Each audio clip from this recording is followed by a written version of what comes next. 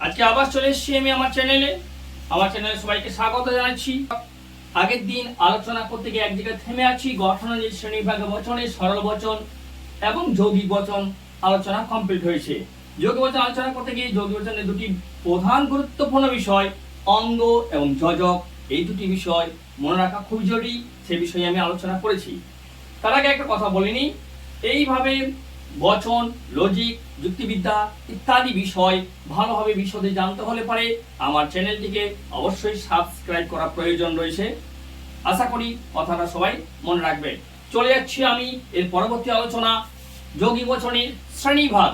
যৌগিক বচন প্রধানত 5 ধরনের হয়: নিষেধক বচন, সংযৌগিক বচন, বৈকল্পিক বচন, প্রাকল্পিক বচন এবং দ্বিপ্রাকল্পিক বচন।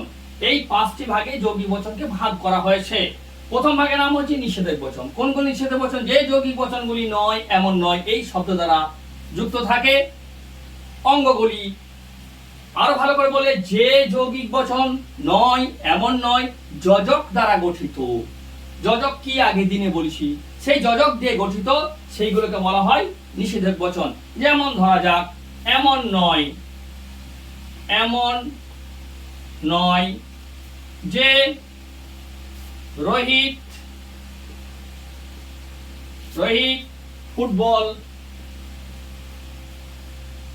ফুটবল খেলবে।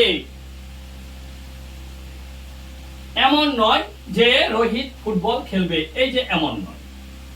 আবার অনুরূপ উদাহরণ নেওয়া যাক, ছাত্রটি চালাক নয়।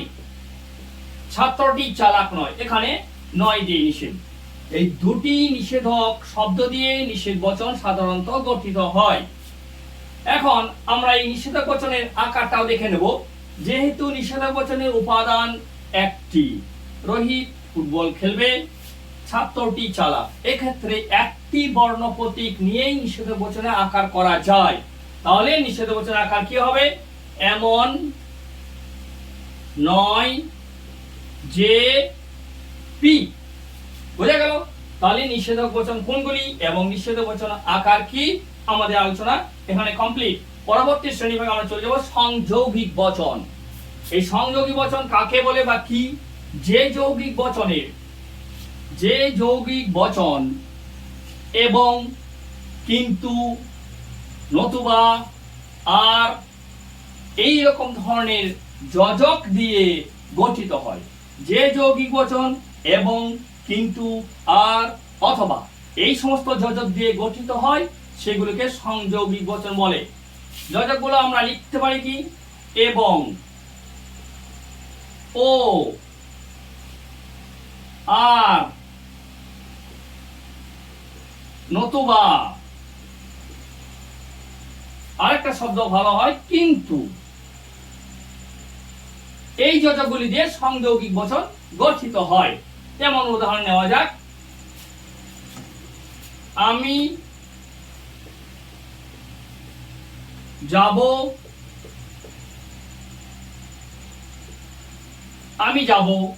এবং সে যাবে। এই যে যোজক পেয়ে গেলাম এবং। অনুরূপ ছাত্রটি সৎ এবং সাহসী ও পরিশ্রমী। বোঝা গেছে? এখানে যোজক আছে দুটি, এবং, ও। রবীন্দ্রনাথ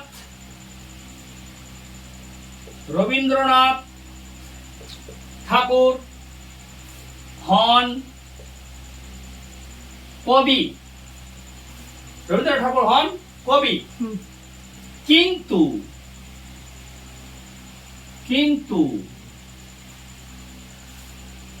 বঙ্কিম চন্দ্র হন ঔপন্যাসিক। বোঝা গেছে?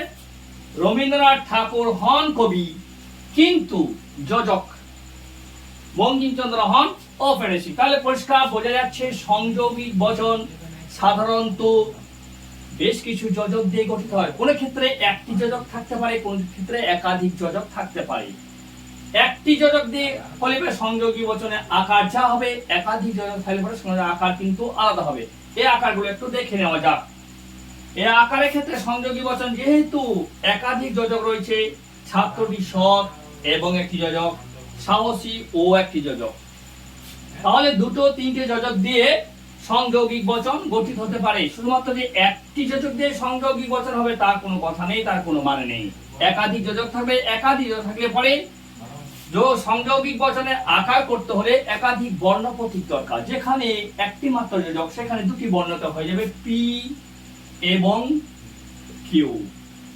যদি দুটি যোজক থাকে সেক্ষেত্রে বর্ণ প্রতীক আমরা দুটো ছাড়াও তিনটে ব্যবহার করতে পারি, পি এবং কিউ ও আর।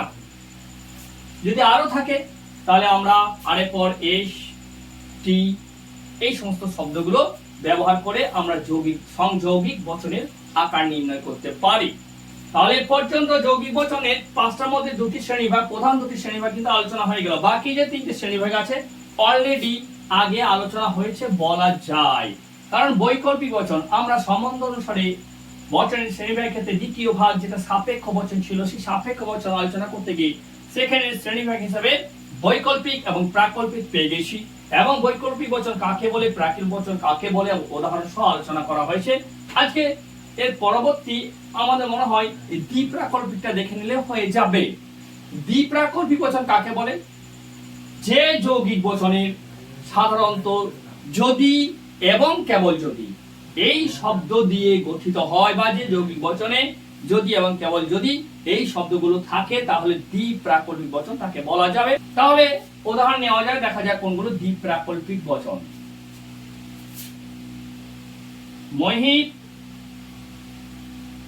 যাবে, যদি এবং কেবল যদি, যদি এবং কেবল যদি মীরা যায়। বোঝা গেছে? মোহিত যাবে যদি এবং কেবল যদি, এই যে যোজক অর্থাৎ দ্বিপ্রাকল্পিক, এই জন্য বলা হয়েছে প্রাকল্পিক বচনে যে যোজক তা দুবার ব্যবহার হয়ে যাচ্ছে, যদি এবং কেবল যদি। এই শব্দটুকু যদি মনে রাখা যায় তাহলে খুব সহজেই দ্বিপ্রাকল্পিক বচন জানা যাবে বা মনে রাখা যাবে।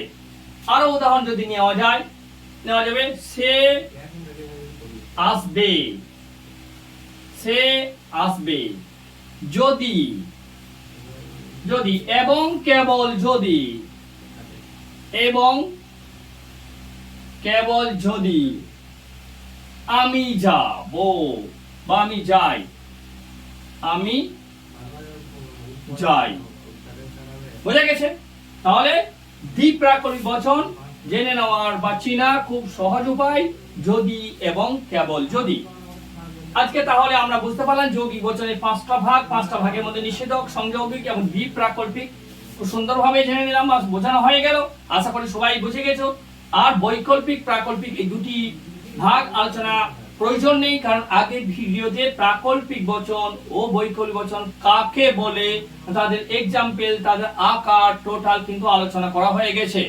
এই বচনের আকার যদি করি দ্বিপ্রাকল্পিক আকারটা পেয়ে যাব কি, পি যদি এবং কেবল যদি কিউ, পি যদি এবং কেবল যদি কিউ। তাহলে আজকে আমাদের আলোচনা এই পর্যন্তই। এর পরবর্তী অন্যান্য শ্রেণীভাগ আলোচনা করার প্রয়োজন থাকলে অবশ্যই করব, না হলে লজিকের অন্য পার্টে